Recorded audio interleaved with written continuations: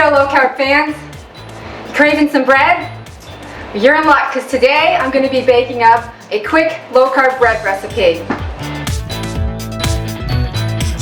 So the first thing you're going to want to do for this recipe is preheat your oven to 350 degrees Fahrenheit, and then we're going to go ahead and get 6 eggs. Now I know what you're thinking, it's going to be pretty eggy, but to be honest with you, I add enough coconut and almond flour to this recipe where it's really not that bad. So go ahead and break those 6 eggs in here. Now this is a quick and easy recipe.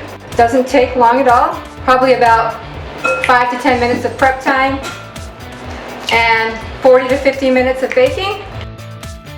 And it's not a yeast bread recipe, so you're not going to get that same texture. It's a quick bread recipe that's low carb because we're using the low carb flours in this one. Next, we're going to add some butter. I like to use a ½ cup, which is 1 stick. And I used to melt it, but I find that if you just let it soften up on the counter, it's fine. And then I like to blend in some coconut oil, and I use 3 tablespoons of that. And if you don't have the liquid kind, or if it's not soft, you might want to go ahead and melt it a little bit in the microwave or on the stove, just so it blends in well. So 3 tablespoons of that.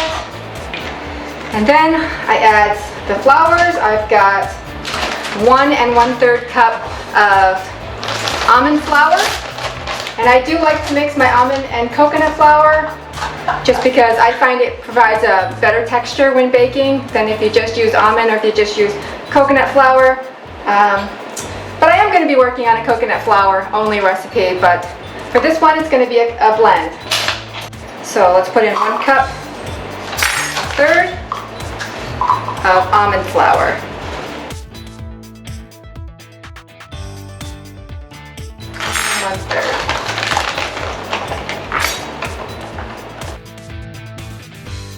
And then we're going to use 2/3 of coconut flour.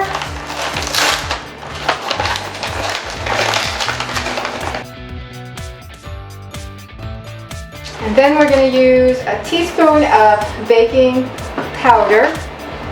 And I like to use a mixture of cream of tartar and baking soda, because a lot of the baking powders that you buy in the store have some corn in it or aluminum. So that's about a teaspoon there. And then I like to add a ½ teaspoon of xanthan gum. And xanthan gum is actually an optional ingredient in this recipe. It's something that I like to add to gluten-free baked goods because I find it helps give some of that gummy texture that you kind of miss if you don't have any gluten. So I add a ½ teaspoon of that and a little bit of salt, and I'll put a ½ teaspoon in there. And I'm using the pink one today. And then you're just going to blend it all up in the bowl until it makes a nice batter.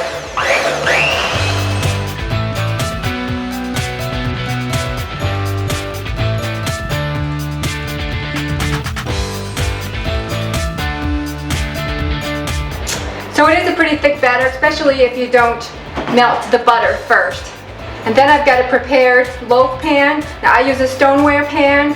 It's a 9x5-inch regular loaf pan. And I do like to put a sheet of parchment paper in there first because I find that helps with it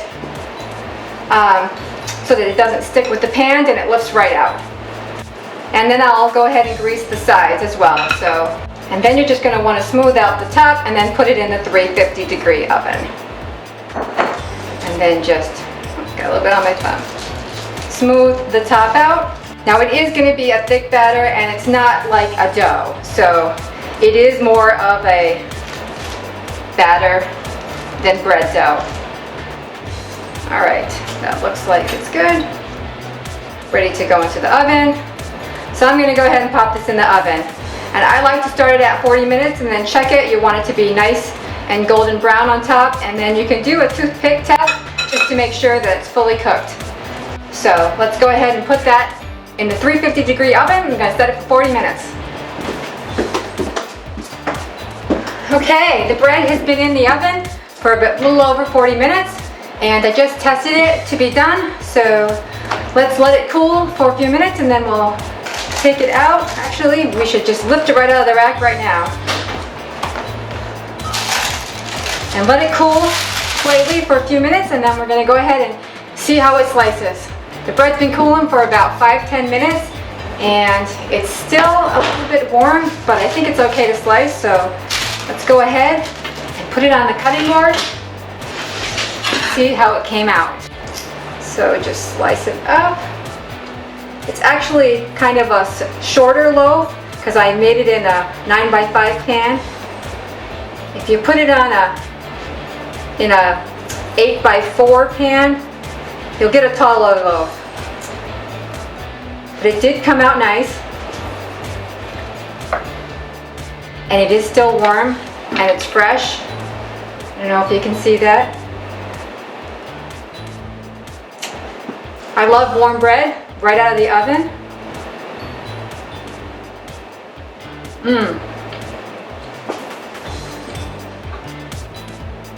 And this one's got a great flavor. There it is, some fresh baked, low carb keto bread. Go ahead and try this recipe. I hope you enjoy it. And if you'd like to see some more recipes from Low Carb Yum, please subscribe, and I'll see you guys again later. Bye-bye.